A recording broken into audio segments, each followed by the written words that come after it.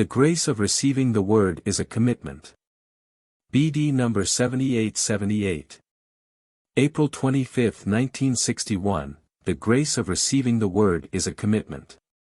On the one hand to distribute what comes to you from above, and on the other hand to endorse that which you recognize as truth towards your fellow human beings. It is futile if you, who receive the word from me, are satisfied with the information which is sent to you. You should, with full conviction, pass this knowledge on to your fellow human beings who are in need of it.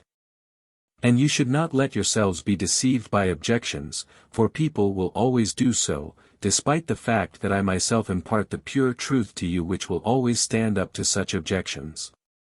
For this reason I need strong-willed servants who will stand up for what they receive. And they will also always be able to clearly judge where error exists and therefore counteract it, because they are in my service and as my faithful servants in my vineyard are duty-bound to do so. I convey the truth to earth because you humans are in need of light, you live in darkness because many fallacies were and are still offered to you. Only truth leads to beatitude.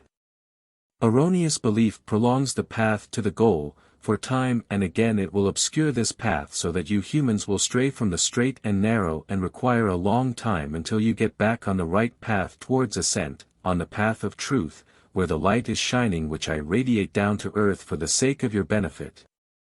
Be glad that you may receive bright light and make use of this illumination. Take the path that is shown to you, abide by my word which sounds from above, which my servants convey to you on my instructions and which they can also justifiably endorse as pure truth because they have received it from me. And where you humans can recognize an obvious working of the Spirit, that is where the pure truth from me exists. And this is what you should adopt, but don't mix it with spiritual knowledge whose origin is doubtful to you. And because it is my will that the truth from me shall remain pure, I also expect those who receive it from me to firmly endorse that which originated from me, for they know that they are thereby of service to me, because they recognize the extreme value of the information they received through my Spirit. Consequently, if the pure truth is in danger of becoming distorted, it should be heedfully guarded, for my adversary avails himself of every opportunity which presents itself in order to render the truth from me ineffective.